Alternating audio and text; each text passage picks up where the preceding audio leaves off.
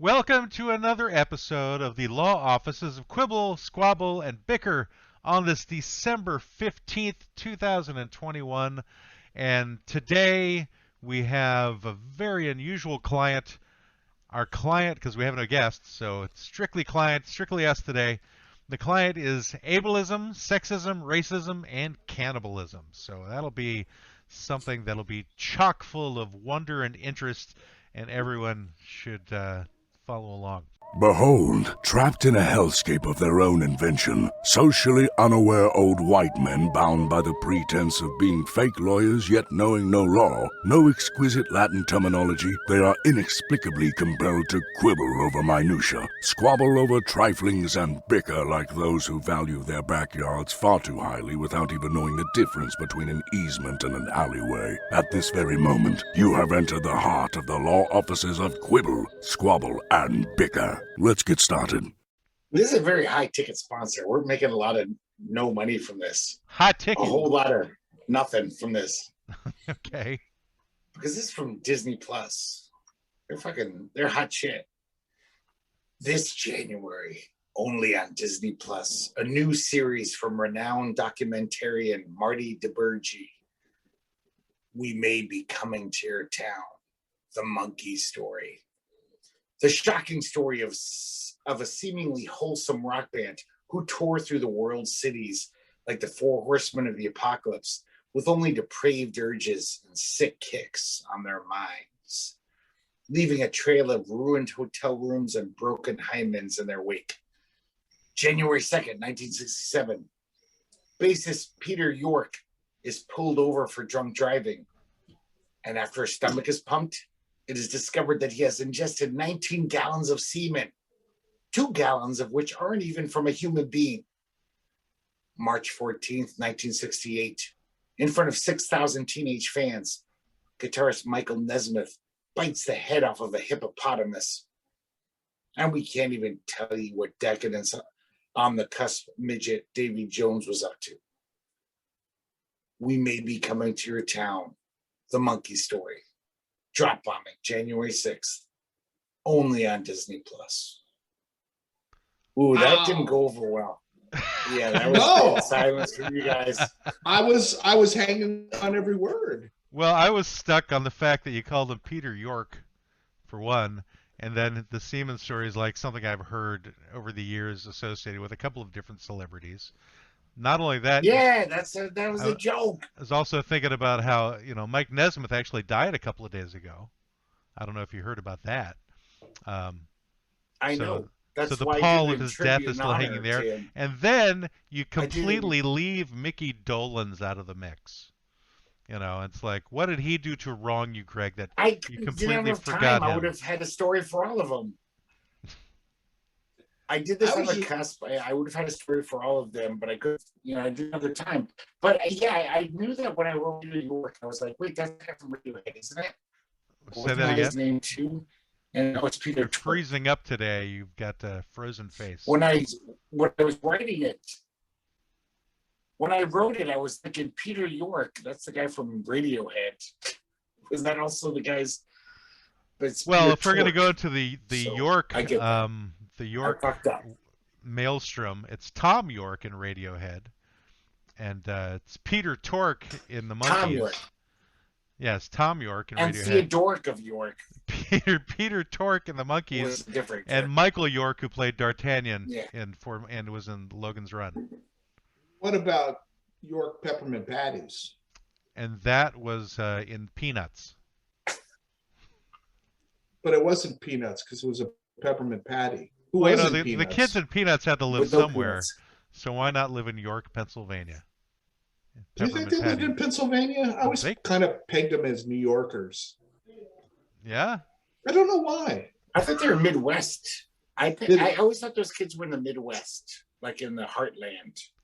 Like in Ohio? Or like, what Midwest? But if they were going to be in New York, I would say they'd probably be like upstate New York because of the nature of Snoopy's doghouse. Oh, definitely. Yeah. No, I was saying upstate, not like, it wasn't like Seinfeld meets, that would be fun. Seinfeld meets Peanuts. Hey! Yeah, it was, what's his name? Costanza would have played Charlie Brown. That's right. Jerry! Linus! Anyway. Well, no, I was thinking upstate New York. Anyway, whatever. well, now that we've got into the whole Monkees rabbit hole, now we can extricate ourselves out of that. So, but anyway, on the cuff, Greg, a decent sponsor. I don't know that Disney Plus is actually doing something like that, though. I hadn't heard anything. Well, like they did the that Beatles one this week, so I figured they might do this one. Did Peter York directed the Beatles one too? Oh, I thought that was David. It was Marty DiBergi. I thought it was David York, the director of Spinal Tap. It was Yorktown. Wait, so the name Marty DiBergi is the director of Spinal Tap? That's the character, yeah. So you stole that name from somebody else's creativity? I figure he's a good documentarian. Have you become hack, Greg? Is that what you're saying? I actually did research to find his name, how it's spelled, because I can't remember. But why couldn't you just make up your own guy? Well, this is great. This is great, Matt. Greg's never going to do another sponsor ever. Now that you've just made a bunch of trouble about his. You're triggering me, Matt. You're triggering me. I thought it was fun. I wasn't laughing because there wasn't punchlines in it. There wasn't a timing punchline thing. There was a story, and I was listening, and I was trying to figure out why this would be on Disney Plus. But yeah. I was basically thinking, what if the Monkees were like Motley Crue, or even worse? Well, they probably were. They probably I don't know. Worse than them all. They seem like pretty nice guys. No, they all seem like that till you get behind the scenes. Davy Jones lived about, I want to say 2 hours from here. I hear that Davy Jones used to have sex with spaghetti outside of local fast food restaurants. I mean, he lived here in Florida. I know he had a bunch of horses. He had a horse place up in Ocala. That he fucked? Maybe. He's kind of short. I don't think that would work. Peter Tork was legitimately a hooker. What? Really? No, I made that up. No, I have no idea who Peter Tork is. Because Brendan lives near all those circus towns where all the freaks retired to, and all the midgets and the fat ladies. So Davy Jones was he was masquerading his whole career. He was a midget, that guy. He was tiny. Hey, you're not supposed to say that word, I thought. Yeah, it's little people, Greg, these days. That word is. I mean, I don't give a shit. Offensive to people who are little people. What? We say much worse words, so I thought midget would be okay. He's not a retarded midget, if that's what you're saying. No. Yes, he's not. All right, well, that leads us perfectly into our client for today. Our client for today is ableism, sexism, racism, cannibalism. And let's talk about ableism, since it sounds like that's what you guys are. So, am I? I don't know what that is. You're practicing ableists. Okay. Well, there's ableism and then there's disableism, which is kind of another side of that coin. Ableism is kind of like the white privilege of discrimination against the disabled, in the sense that it's. You mean that I'm normal?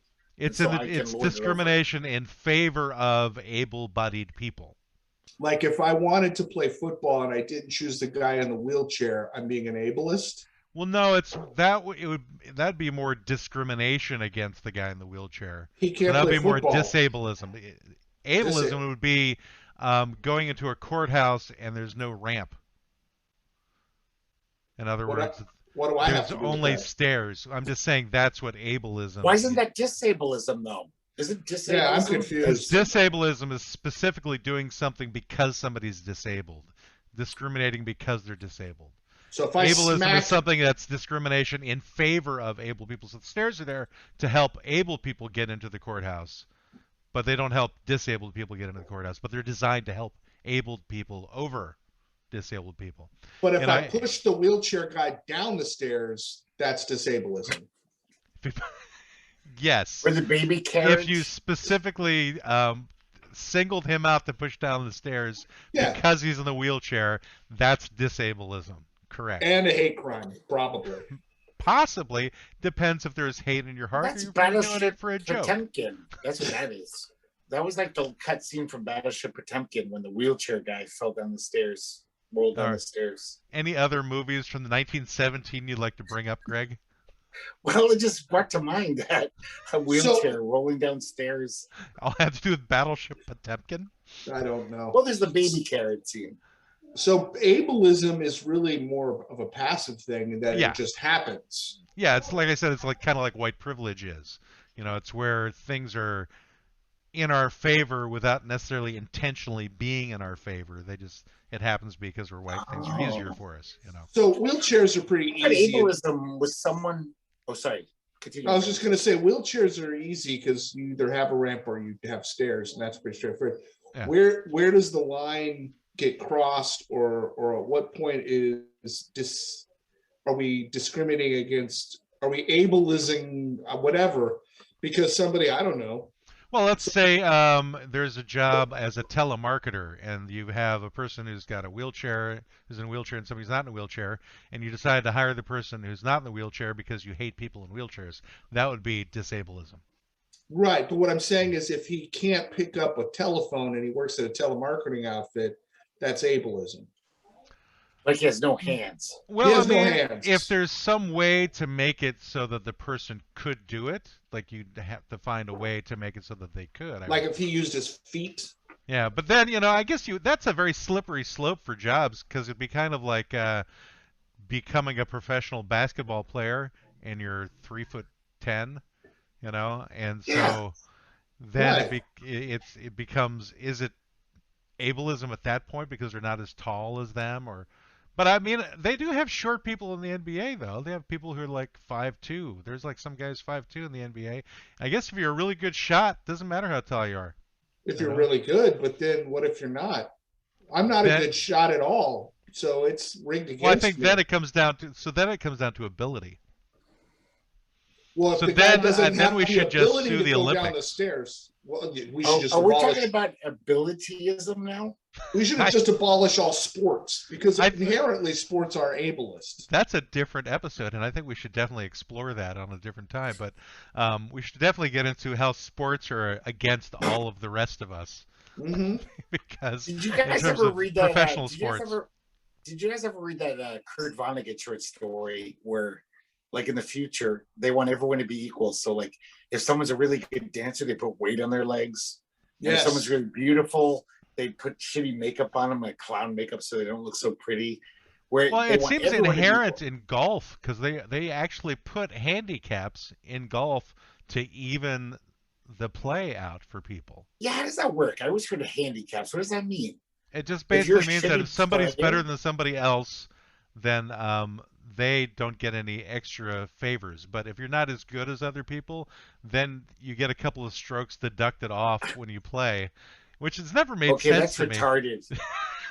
That's ridiculous. Golf that doesn't make any sense. Golf as a sport is in a category all by itself. It's, you know, my son started playing golf, and I'm like, really? Where did I go wrong with you? I mean, I never looked up the handicap in golf to get it fully delineated, but at the very least, I mean, obviously, it's unfair to do that to the guys who are really good. You know, if you're going to be playing at that level.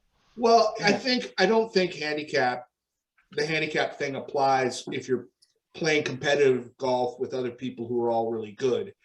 But what it happens is, if you have people that are really good at golf and they go out and they play with somebody that isn't, it's a shit show and it's no fun. So it'd be like, you know, if you wanted to play basketball and, you know, your buddy was, I don't know, Michael Jordan, you know, Michael Jordan would be like, how about I just don't wear shoes and can only shoot with my left hand?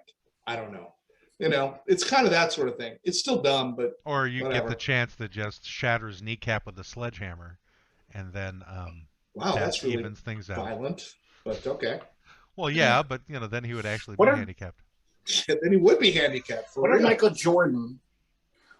Jordan just had like a baby papoose on his? He had a baby. He had to play the whole game. If he had to actually get pregnant before he played.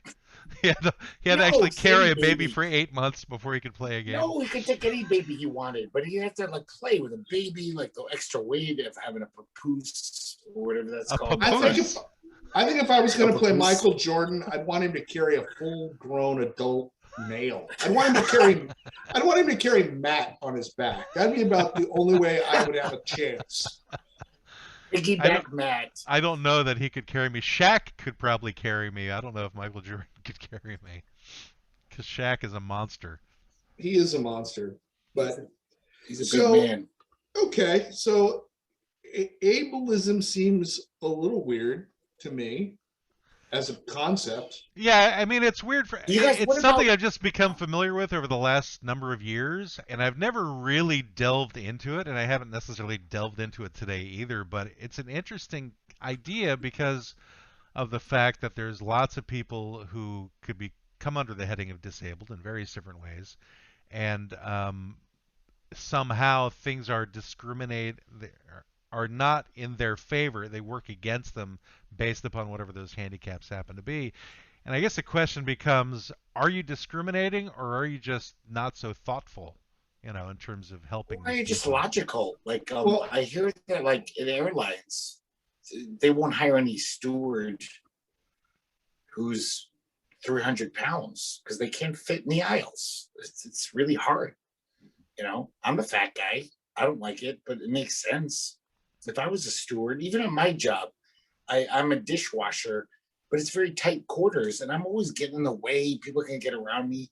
But imagine being on an airplane, being a steward, where you're like trying to squeeze through past people.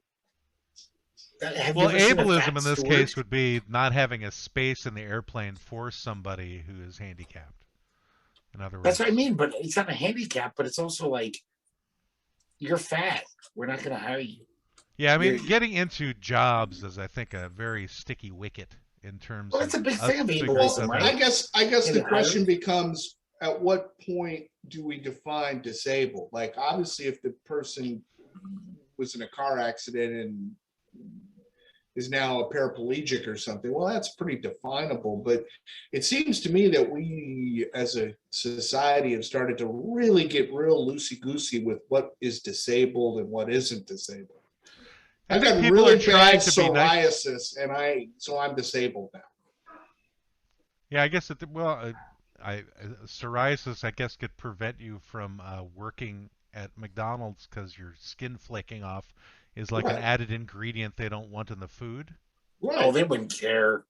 They got so much nasty shit in that. That's what's in the special sauce is like dandruff. They couldn't work it like at a sauna, like at a gym, because they'd be because gross. Yeah. Yeah, and I think these things come about because people are trying to be caring, and they're trying to be helpful to those who are less fortunate. But then that's the big mistake right there. Caring? Yeah. Yes. That's where they went wrong. There's a range of political spectrums in this country, and it ranges basically from absolute anarchy to fascism, and then everything else in between. And on the way to anarchy, there are people who, I think, care about other people to the extent where they don't care what it costs to help other people. And then there are people who do care about what it costs to help other people. And then there are those who marginally care, and they go, oh, they should be helped, but they won't do anything to help them. And then there are people who just don't care at all, and they don't want to help in any way, shape, or form. So, and they want to round those people up in the camps and exterminate them. That's further down the line. Yeah, I don't know that anarchy is adjacent to caring for people so that we all take care. I don't know that that's what anarchy is. Well, I'm saying that anarchy is the ultimate lawless society. So it's like on the way there. But so you're saying that before you get to completely lawless, there's the point where everybody is just ridiculously giving a shit about everybody? And well, that's also like on the way to fascism, too. It just depends upon where you're sitting on that entire spectrum. It's a broad spectrum, It's a broad spectrum. It is. It is very broad. It kind of goes like in a circle, where you go from the left to the right, but not a closed circle. So you have fascism and anarchy. They're kind of close to each other in terms of ideology, but growing up in punk rock, though, it was like this idealized version of anarchy where everyone will just be cool and take care of each other. We don't need all this like cops and laws. But I mean, that's not going to work. Even when I was 14, when I was 15, I was like, guys, are you serious? It's like, people are anarchy shit. is like the step after communism. So you got But I'm communism, saying, then like, you've got anarchy. but when Communism, people like say everything anarchists, they belongs think to everybody, and when your people say property belongs to me. yeah, when people say anarchist, they think of like a bomb holding guy who just wants to fuck shit up.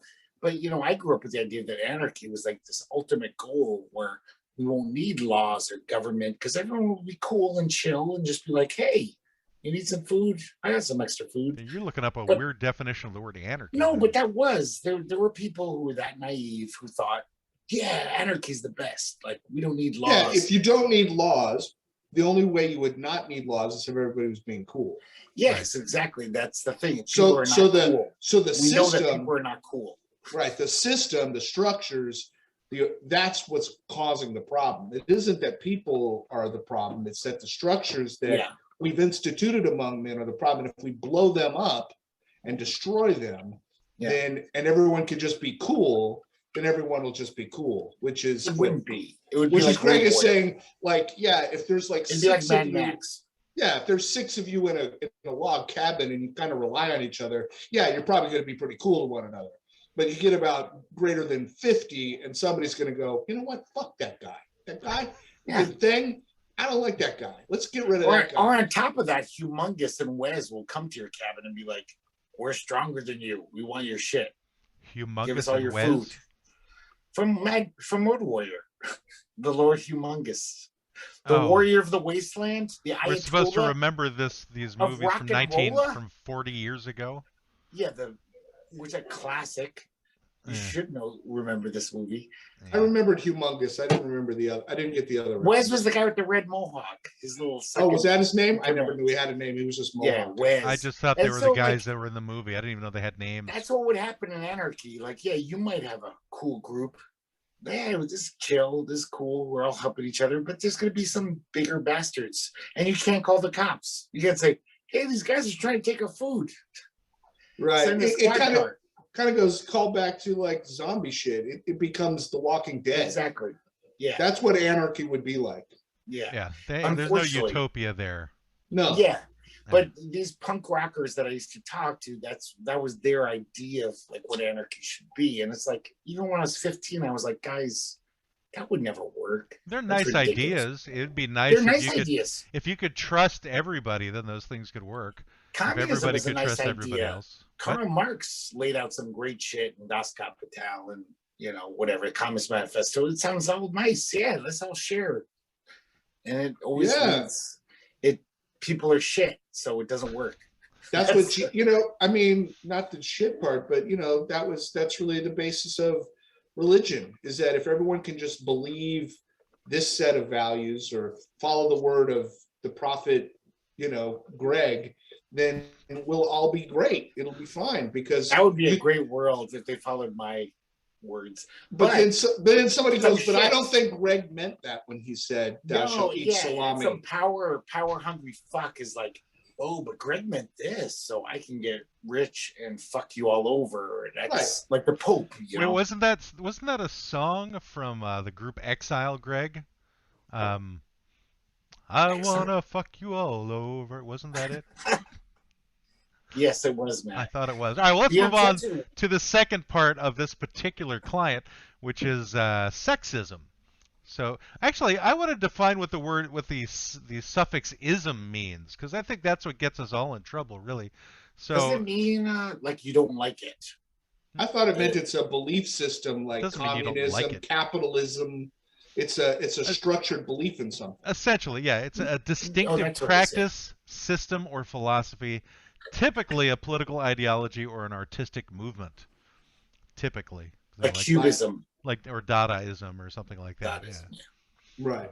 But as we're using them, they would be more like a practice, system, or philosophy. So, that's when we're talking about the ableism. Now, sexism. Sexism is another thing that didn't really come about until, or at least get a voice until like the late 60s, apparently. And that's obviously a similar set of discrimination, but it's against people based upon their gender. Right. And nowadays, considering how gender fluidity is becoming a norm, it's like, where does that even come into play anymore? Can there be sexism if there are no genders anymore. You're being very diplomatic with your language. It's basically like women were fucked over for 8,000 years. Yeah, that's where it came out of. It came out where of it comes out of the women's movement. But that'll be changing, though, you know. But I think we've really gotten past like 80-90% of that. I mean, you know, women have the right to vote. Women have all sorts of rights. You know, no one is like smacking girls on the ass. Well, except for, you know, in Hollywood and getting away with it. Lots of guys on TikTok are doing it as well. Okay, well, TikTok is a whole different thing. But you know what I mean? It's like, it's not acceptable. If the four of us were somewhere and some douchebag smacked a girl on the butt and said, "Hey, sweetheart," we'd be like, "Fuck you, you're an asshole." I don't think whereas before, we'd be like, "Hey, I love Steve. He's got a panache." Well, there was a guy who got elected to president about 5 years ago, with lots of people promoting the fact that he could just grab him by the pussy, and that was like a major issue at the time. Was this Jimmy Carter? It was. Yeah. He came back from his retirement to run for president. Oh, Donald Trump, I get it. That guy. So at what, I guess, based on ism, it's obviously somebody who believes that. So Donald Trump is a sexist, I think, and practices sexism, I guess. But I think those people are pretty much in the minority now. I gotta say though, I don't think it is. Like, it's like the racists. Women. Do you guys know John Lennon has that song? I'm not gonna say the word, but women are the N-word of the world. Right. And no matter how, like even during the hippie era. John Lennon was an asshole, but that's I know. That's really a different subject. Yeah, he used to beat up Yoko Ono. Yeah, because he's an asshole. He's an asshole. But I'm saying though, it's true though, because in this hippie era, in the '60s, there were all these guys like fighting for the rights of Guatemalan children, the Vietnamese farmers, and they'd still treat their women like fucking like Ward Cleaver, like make me some lentils, bitch. Was that like a special episode of Leave It to Beaver? Was make me some lentils, bitch? No, I'm saying the hippie version. Now a special episode of Leave It to Beaver. The hippie version was like, yeah, even though I'm all enlightened and I'm going to be doing a mass rally about Vietnam, but still the women were like, "Oh, I'll cook the lentils and clean the house while you do that." And you keep bringing up lentils. What is it with you and lentils? I don't know. But hippies eat. We've made a big jump from John Lennon was an asshole to all hippies were somehow were make their women make lentils. A lot of them were where it was like they were fighting for what if the woman likes human being? What if the woman likes to? What if the woman likes to make lentils? She might, sure. Oh, she might. Like it's not possible that a woman would like to just make lentils for her man. It's like what if she wants to be discriminated against? Yeah, sure. Discrimination. Well, we're talking about making lentils right now. We're not talking about, we're not going to hire a woman for a certain particular job. We're saying the female has a certain role or a certain accepted job that she could or could not do. And we're saying that if she does do that, then she's being subjugated. If she makes lentils for her man, she likes to make lentils. Boyfriend / husband expects her to do that and like just be like, "You're not coming to the rally. You're just my support system, so I can go do all the social justice." I don't know what your heart on is for hippies right now. I really don't think this was a hippie problem. I don't think this was a hippie problem. No, it's been a problem. But even the hippies who are so enlightened, supposedly, even the hippies fighting for everyone's rights. But I think the hippies were a bunch of idiots. Greg, don't forget that hippies are boomers.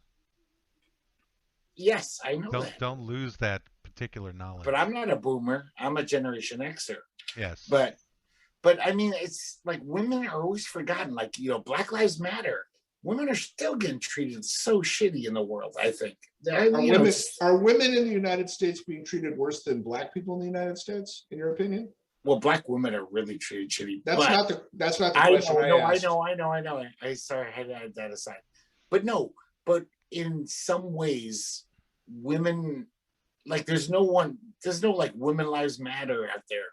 It's just like why should there be? Because they're not out there getting shot by cops, Greg. Well, no, they're not getting shot except by for cops. Breonna Taylor, who got shot. This is true. Sleeping in her most apartment. of the white women were just hanging out with the white men, enjoying all their privileges, and we're supposed to. I mean, they don't enjoy all their privileges. They have to fight. What? At the very least, we've moved on from men generally beating their women just for disobeying them. You know, I think we've definitely moved on from that. However, you know, there's still plenty of. Have we? I don't know. I can tell you right now, I have never hit my wife. No, yeah. Right. Even 50 years ago, you probably wouldn't be your wife, Matt. I think domestic violence between men and women is more a matter of income than it is men or women. You know what I mean? Poor people beat each other up because they're under a lot of stress, and the man beats the wife and the wife cheats on whatever. But that has to do with economics. It doesn't have to do with some sort of systemic men. But you're doing pretty well, Brendan. How come your wife hits you? Well, that's a good question, because I mean, I'm the one that's being abused. I actually am the one. I'm the one that makes the lentils in the house. What the hell, man? But I make the lentils. So his hat notwithstanding, Greg, he is a hippie because he makes lentils. You bring home the lentils and fry them up in a pan. We share in the bringing home the lentils, but my point is, I enjoy making lentils. Don't you have to soak the lentils before you cook them? Yeah, honestly, lentils are a giant pain in the ass, and they taste like shit. I mean, aren't they like beans or something? Lentils? Yeah, like beans. Have a bean. Well, I'd say that this is a good spot to move into our cooking segment. We'll come back up with a client. Lentils. Speaking of food. So, and then when we come back from our cooking break, we'll move into Ask Greg right after that. And then we'll revisit. We'll finish the second half of our client yeah, racism and cannibalism. I know. We still got to get to that. So let's work on our friend and savior, Waspy Soda Pop, and get him to be one and food is for eating. Food is for eating. Food is for eating with Waspy Soda Pop. Happy holidays, everybody. This is Waspy Soda Pop with Food is for Eating. And I got a special recipe for you just for the holidays. You're going to want to make this every year. This is easy roast duck for the holidays. When you want to get like a 4 to 5 pound duck, freshly ground black pepper, quarter cup of soy sauce, more or less. Now, whenever you're choosing your duck, you want to look for either like sheet metal ducks, a fiberglass lined duck, or a fiberboard duck. I'd go with sheet metal. It's less porous. It'll cook a little better. Anyway, you want to preheat your oven to 450 degrees. Remove the packaging from the duck and discard or reserve for another use. Then you cut off the excess straps from the duck. Place duck on a rack in a roasting pan. Add water to come just below the rack. You sprinkle the duck with pepper and brush with a little soy sauce. Roast for 30 minutes undisturbed. Don't make any loud noises. They get very, very nervous. Prick the top of the duck all over with the point of a sharp knife or an ice pick and flip it onto the back. Sprinkle with some pepper, brush with soy sauce again, add a little more water to the pan if the juices are spattering. You want to be careful. You want to get water on the duck because that's what ducks are for. Then you roast 20 minutes, then prick it all over. Brush it with soy sauce again. Roast 10 minutes, brush with some more soy sauce, roast for 5 or 10 minutes more if necessary until the duck is a glorious brown all over and an instant read thermometer is inserted into it, and that you got to shove that sucker through. You got to get through the sheet metal, and so that it measures at least 155 degrees. So you got to let it rest for 5 minutes before carving and serving. That is your holiday easy roast duck. You enjoy it. This is Waspy Soda Pop. Food is for eating. So it's a decoy duck? He's suggesting you cook? No, duct. D-U-C-T, duct. As opposed to duck. Because you said fiberglass. I think you're talking about the fake ducks that you when you're duck hunting. No. Ducks. No, it's good. Now I know how to make a duck. I true story. I was doing some renovations work on this building, and my son, who's now will be 25 in March, was there, and he was much younger. And the man that I was working with told him, he said, you're shorter. He must have been, I don't know, 11, maybe 12 at the time. He said, I need you to get under the building, and I need you to identify where the ducks are, and then come up and tell me. And He's like, okay. So he went out, and then he comes back, and he comes to me, and he's like, Dad. I'm like, yeah. He goes, that guy over there, I think there's something wrong with him. I'm like, what do you mean? He goes, he had me under the building looking for ducks. There's no ducks under the building. I'm like, no, man, no. Ducks. Did you see any tubes? Oh, yeah, there's lots of tubes. I'm like, okay, that's what he's talking about.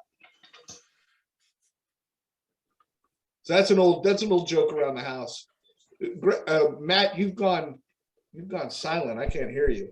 Oh, damn it. I always put myself on mute whenever Waspy is speaking so that I don't make any weird noises. And then I forget to unmute myself when I come back. I was here talking about a bunch of things, you know. I just heard ducks. I did not know it was ducts. Ducts. Duct. Duct. That I think is another one of those tricky things from Waspy's accent. It makes it very hard to understand. Okay, well, there we go. There's a holiday recipe that everyone can use if they really like to chew on sheet metal. Now, that brings us to a new segment. We need to get like some kind of a jingle for you, Greg. So, ask Greg. Law is for eating. Law is for eating. I have actually a food-related legal question for you, Greg. So this is the segment of the show, everybody, where we actually ask Greg a question of a legal nature, and due to his lack of training in any way, shape, or form in the law, he will answer it to the best of his ability. And lack of cognizance? I don't know if I'm up for this today. I think you'd be totally up for this. So up until 1990 in Germany, sausages were able to be used as legal tender. Why do you think they stopped using that, Greg? Why is that no longer legal tender?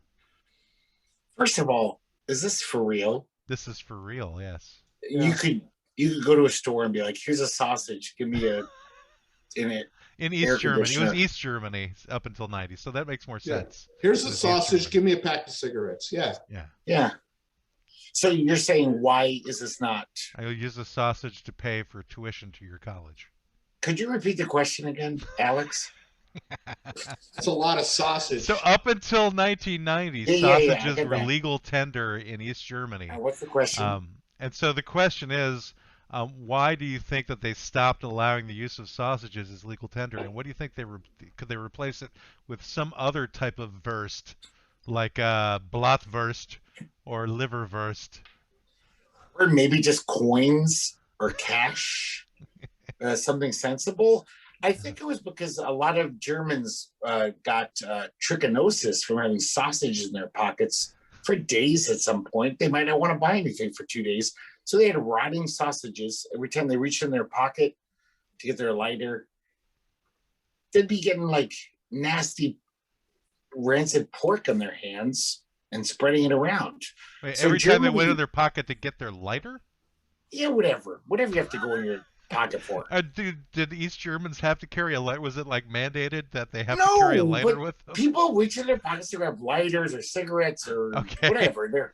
They're cell phones. You knew had special knowledge about something. They have to keep in their pockets. And I mean, like, you know, as I'm not just like a fake lawyer, but I'm also a fake historian. And in the 80s, there was a horrible trichinosis thing in Germany where people were just spreading this rancid pork in their pockets, you know. They'd shake their hands, maggots would fly off. It was horrible. I remember. I saw the pictures. It was disgusting. That's why the Berlin Wall fell down. It was because of maggots flicking off their fingers? Yeah, there was just chaos over there. Everyone was dropping from trichinosis. Your word of today, trichinosis. Something for everyone. Well, if you got rotten sausage in your pocket, that's going to happen. Okay. Got it. Yeah. Well, thank you for that, Greg. So I suspect that's why they changed the law. Okay. Do you think that they can use some other type of food item for legal tender? Or is it just strictly like beef jerky? Paper? Beef jerky will keep in your pocket. Okay. Beef jerky works because it's almost like paper. Skittles. Things that won't rot in your pocket and give disease. Saltines are fine. They might get stale, but it's not going to spread disease. They might like crumble though. Yeah, that's whatever. But I guess that's like loose change. You like one saltine is like a Deutschmark, and then when you break it into little pieces, it's like coins, whatever the coins are called in Germany. I can't remember. Yeah. Coins, I think. Coins like that. Coins. These are coins. You should use them. No more sausage. I am kind of a currency like fan geek, and I do know that right now in Germany you could buy a pack of cigarettes for 17 Skittles, or a pack of beef jerky. One pack of cigarettes goes for 17 Skittles. 17 that Skittles. Seems low. The There's Skittles market. Tobacco growers in Germany, you know. The Skittles market is going bananas. I need to get a bunch of Skittles on the open market into German hands. I mean, your typical fun-sized bag of Skittles comes with almost 17. A Share King, damn, that's got to be close to 100. I mean, after the Skittles embargo of 1997, Skittles are very rare in Germany. Who is holding the embargo? Wasn't that Marshawn Lynch that did that? I know. I think that was a. We were mad at Germany at the time for the Olympics thing, where they had so many, like every single woman on their team was a man, the East German team. So we were just like, enough is enough. You can't keep doing this shit. That was sexism happening. All right, well, Brendan, I'm sure, has a question that he wants to ask you, too. So let's let Brendan get his question, because we'll run out of time. I love testing my law knowledge with you guys. Let me pull this up. You're an excellent fake attorney, Greg. Dear Greg, reader writes. Dear Greg. Here's my story. So I got pulled over. I was drunk, but I thought ahead. I chucked the keys out of the passenger side window, climbed into the back where I had a full bottle of Jack Daniels. My girlfriend remained in the passenger seat. I exited the car from the rear view or the rear door, chugged the Jack in front of the police officer. In fact, I chugged as much as I could. So, given this, is this just public drunkenness? Because he can't prove I was drinking or drunk at the time he pulled me over. So this is a real thing. Some guy actually pulled this stunt. This is a real thing from a real attorney that I know in the state of Florida. So this was a call he got on his voicemail. So I think this falls under the jurisdiction of ghost drivers, because there's no one in the driver's seat. So it must have been a ghost. Right. And it's illegal for a ghost to drive a vehicle in many states. I think in Florida especially. Alligators can drive in Florida legally. And crocodiles, but not ghosts. So if there's no one in the driver's seat, I think the police officer had every right to say, well, either way, you still broke the law, because your girlfriend's in the passenger seat. Nobody's driving unless it's a ghost. So is it a ghost or a goat? What are you saying, Greg? I thought I was saying ghost, but a goat is also illegal in Florida to drive a car. Really? I didn't know. What if they can get a license, though? I often have my goat drive around in my golf cart all the time, so he's not. But that's the weird thing, though. Alligators can get a license. I don't understand why an alligator is different than a goat in Florida under the law. Well, I think it's got to do with one's a reptile and the other's a mammal. Is that what it is? That is a major difference. It's an ism. It's a reptilism.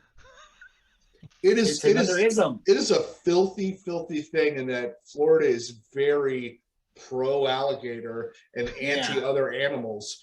It's mammalism. Yeah, it's alligator mammal. Yeah, they'll save the manatee, but will they save the gator? No. Well, we did. Here's the thing: we did save the shit out of the gator. The gator was endangered.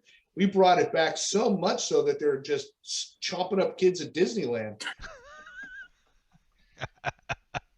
There's a new ride there, actually. You bring the kids, you're tired of them at the end of the day. It's time to go to the gator chopping ride, kids. Let's go. Yeah, there are signs not 2 miles from my house where you're told to beware of getting too close to the water with your dog, or he's going to be gator food. So you're just on Pirates of the Caribbean, and all of a sudden a gator will grab your kid. Yeah, out of the fake water, whatever. There was a guy in Orlando that there was a gator in the pond. and he thought it was a fake gator. So he got over the fence and then got down into the water with the gator to get a friend to take a picture of him because he thought it was fake. Turns out, nope, and it took his arm off. Hey, it wasn't using it anyway. Well, that once again is a brilliant legal analysis, Greg, of the gator driving situation in Florida. No ghost riders in the sky in Florida. I will send an email back to this client. Please do. Ghost gators. All right, let's get back to our client. We still have to deal with racism and cannibalism. Now, racism, it's such a highly debated topic these days. I don't know that we're going to really add. Is it debated, or is it just bad? It's definitely debated left and right. I mean, the whole debate going on regarding teaching critical race theory in the schools is highly under. I guess I just think of debated as people with two intelligences debating something. Oh, but that is basically just goodness. I'm not going to be the defender of the other side of this argument. You don't have to be. Just to simply disparage those that have a different point of view. No, it's not a different point of view. It's a racist, stupid point of view. That's because Greg practices elitism. Yes. So it's not elitism. Let's take this. I'm a moron, but it's basic intelligence. Yeah. So let's exclude this from the category of people of a different race are inferior to people of a different race. Let's take that off the table. Yeah. That's racism. But that's not just racism. Because, I think that, again, going back to my thing, I think with most people, like you're saying, that's pretty commonly accepted. But now we've gone the other side of it, where you get into things like white privilege, or you get into this almost reverse racism where it's like, anything that's white is wrong, and I'm not saying that's all wrong or all right, but it's certainly a discussion worth having. And I don't think people that are having discussions on either side of that are stupid.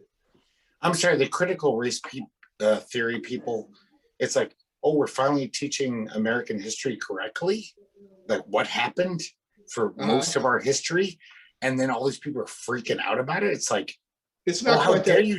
How dare you teach our kids that we were horrible to all those slaves? It's not quite that simple. It's not that simple, but I wish it was. I wish it was that the people. But that is happening, though. People don't like that. I wish it was as simple as you're saying, which is that people who want critical race theory taught are simply trying to get people to understand the history of how slaves were mistreated. That's been going on since we were when you were in middle school. Did you get the idea that slavery was okay? No, because I watched Roots. That was a big thing. Okay. But we knew that, like in class, we talked about manifest destinies as if it was this glorious thing, even though we were like, oh, it's the noble Native Americans. But it was like, oh yeah, but it was basically a good thing that we like all this barren land where these Indians were just doing nothing, but we properly, exploited it and made this glorious country. It wasn't shown as the horror that it was. And slavery, the same thing. We talked about slavery a little, but it was slavery a little. Wow, schools in New York. We didn't talk about it much. I went to very good. In upstate New York, we had very good schools. It was a good school system, but they still glossed over it. And this is the 70s. I'm sure in the 50s, they didn't even talk about it. But we're in 2022. We're not in the 50s or the 70s. But I mean, like the Howard Zinn book, remember that People's History of the United States? People's History of the United States. I read it. That is the real history of America. It's like, yeah. We did all this horrible stuff. I know America has this great promise, and it's not like I want to tear down America. I want to tear down the bad things about America, but I think America, still in the Constitution, still in the Declaration of Independence, has this great promise that we haven't lived up to. And when you read our history, we realize we didn't live up to it at all. Right. All men are created equal. All I'm saying is this bullshit. All I'm saying is, Greg, there there are people that could be on either side of this debate, and one side is not stupid and the other side is smart. Okay, so if somebody says, "Oh, you're teaching my kids about the horrors of slavery," that's critical race theory. I don't want you teaching my kids that.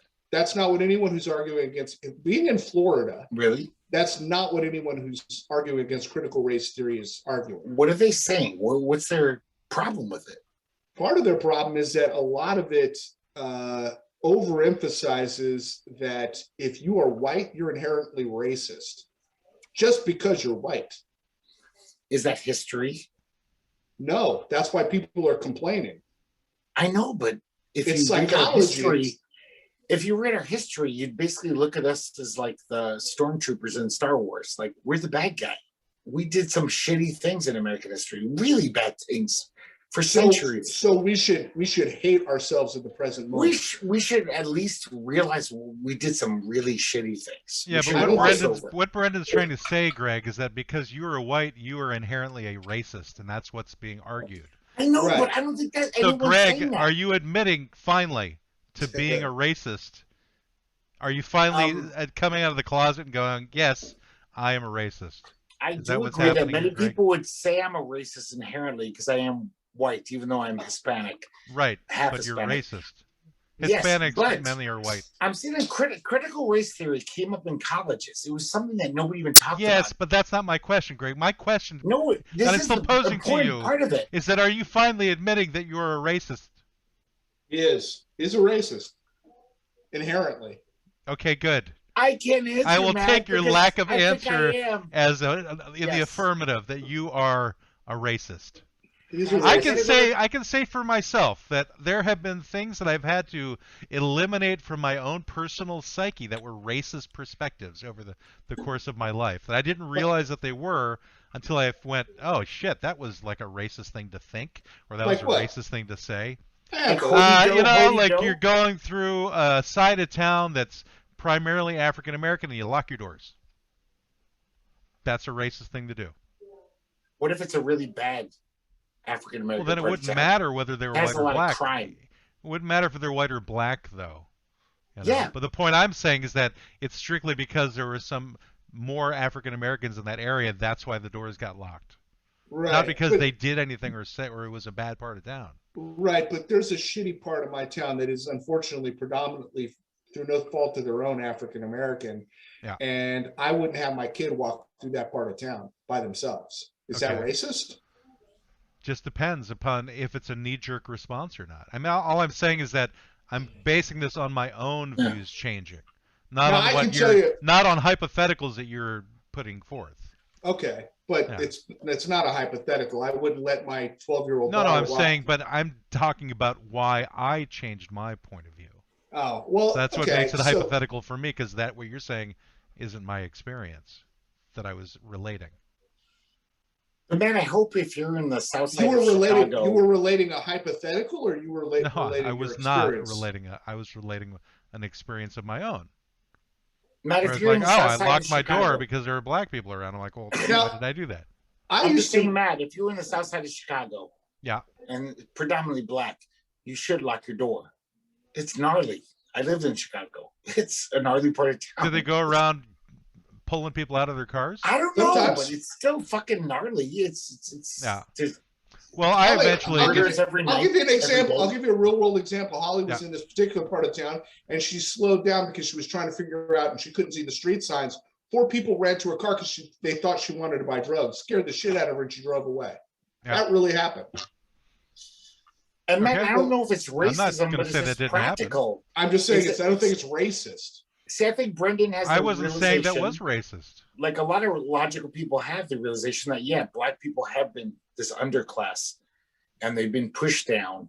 So they usually live in bad parts of town. Just like when I go to a part of town, even if there's no black people and there's lots of check cashing places and strip clubs, I'm like, oh, I could get mugged tonight because this is a bad part of town.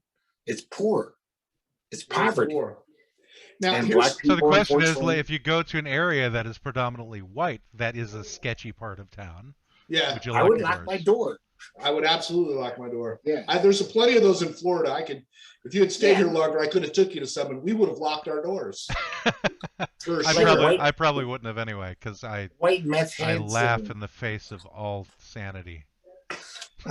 But to go back to that, I used to have a thing about Hispanic people, because when I was a kid, I got beat up by Hispanic kids a lot.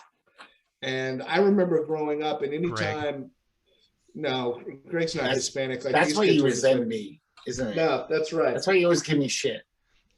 But I did have a prejudice. I did just kind of assume they were all assholes. And it took me until, I don't know, my 20s when I went, well, that's just because, I had bad experiences with that particular group of people. But that doesn't mean that all people are like that.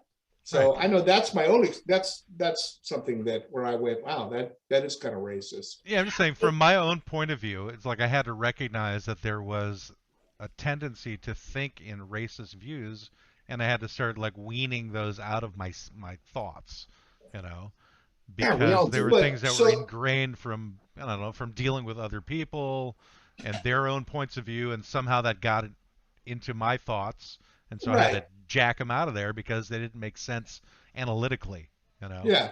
So what I realized after doing customer service in my 30s is that I don't like Russians. And I hated it. Yeah, they're assholes. Being like, they're so short and rude, and kind of just like they throw their credit card at you, and they're just like,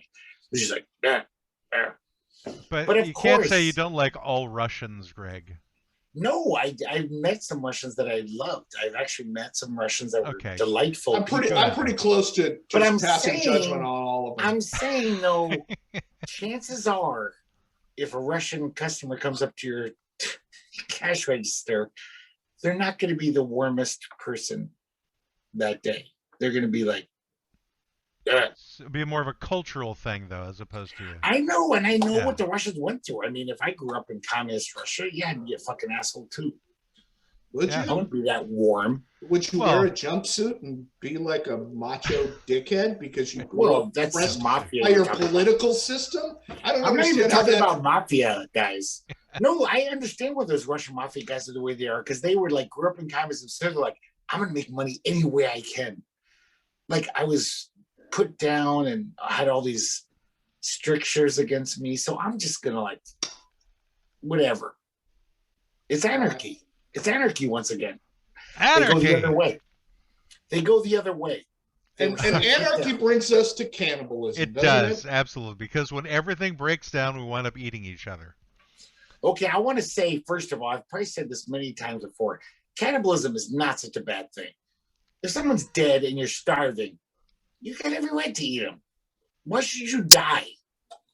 Who gives a shit if the only food is a human being that died already? I'm not saying you killed them. That's murder.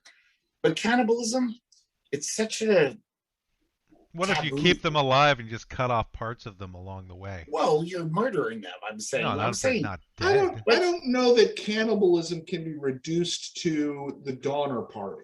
I think cannibalism as a subject is the idea that it is culturally okay to eat humans just as much as it is a cow.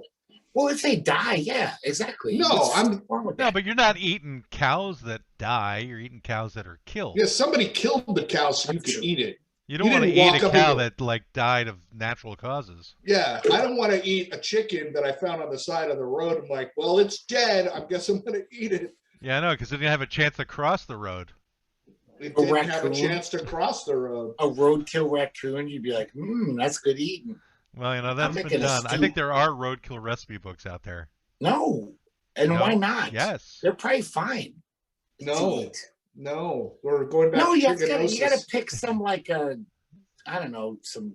Depends if they hit the gallbladder or not. Gasoline that ruins the meat, But cannibalism is still in existence in this world. Yes. And at least, I think it's in Papua New Guinea. It still is like looked upon as a normal thing. I have a friend who actually was adopted by a tribe of cannibals. Wait, what? You have a friend that was adopted by a tribe of cannibals. Go on. Yes, one of my great friends, this, his father went to Papua New Guinea for a trip, and he met, he did like deep bush tourism, That's Las Vegas, Greg. You're talking about. I want to do some deep bush tourism. Deep bush. And he was there for like months. And I still have a cassette recording of their songs and stuff. He made me a cassette. They're cannibal songs? Yeah, cannibal songs. I eat the people. You know what's weird? They sound a lot like Britney Spears. It's weird. I don't understand why. You eat me. Oh, that's the Barney version. Sorry. I'll chew on a bone. But they adopted him into their tribe because they liked him so much. Okay. He didn't have to eat human flesh or anything. They do it very rarely. It's just something like, oh, this guy died. Let's eat him. No, they do say that human tastes like pork. Yeah, long pork, they call it. Long pig. Long pig. Yeah. Or makes sense. No, they don't say long pork, Greg, because a pork is the meat of the pig. It's very sweet, human flesh, apparently, from reading books about human flesh being cooked. I wonder if it's as good with all of the vaccinations that are running through our bodies these days, though. Yeah. The meat is. I feel tasty.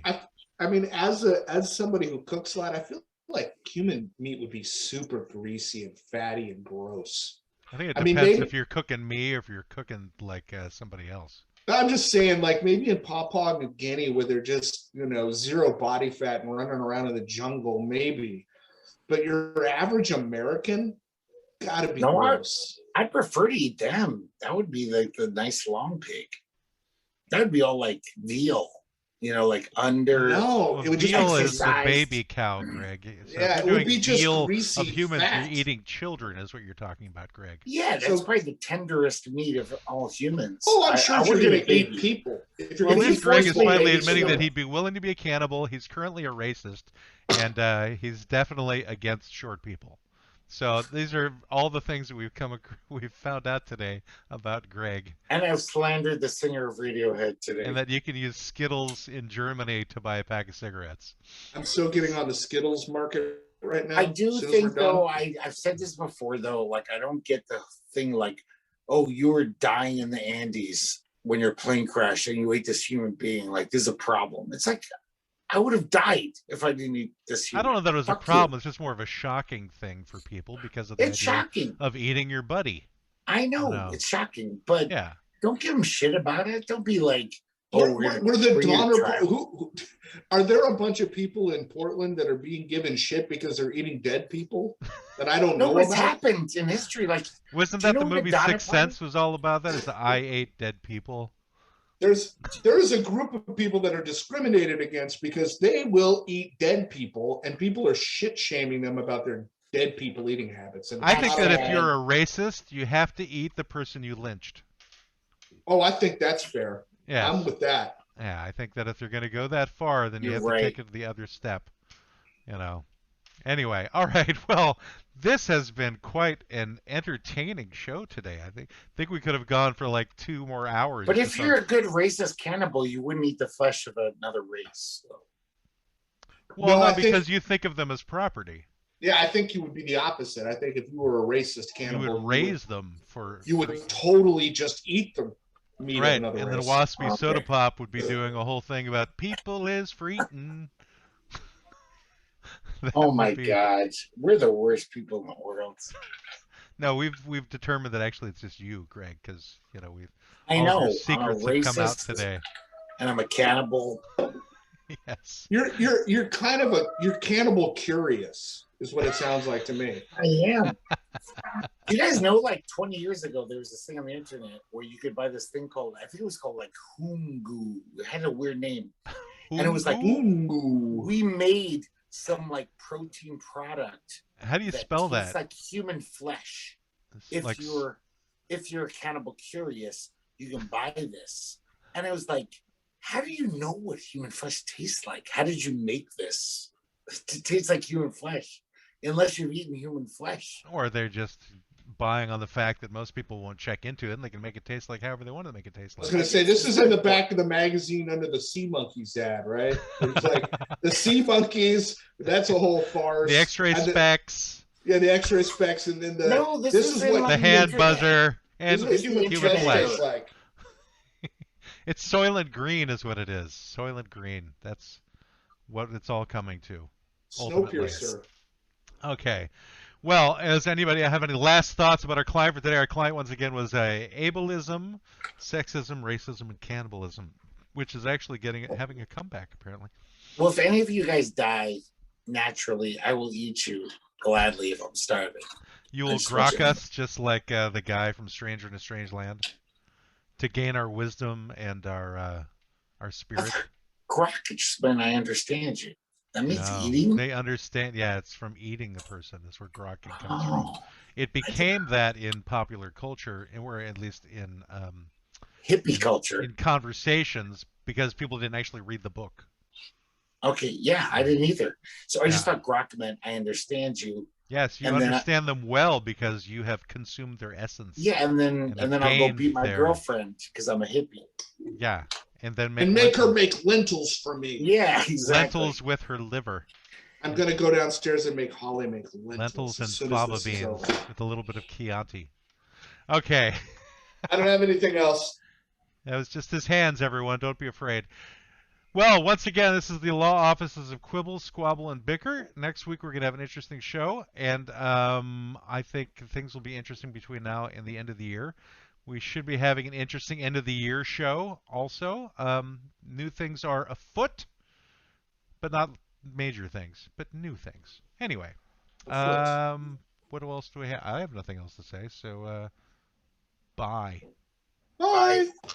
Your consultation with the Law Offices of Quibble, Squabble, and Bicker has ended. You may pay your retainer at www.qsblaw.org. Please exit to the right of the water cooler and grab a candy from the front desk. We hope to see you again soon, but you need to leave now. I said leave. Why don't they ever listen? Get out! Get out!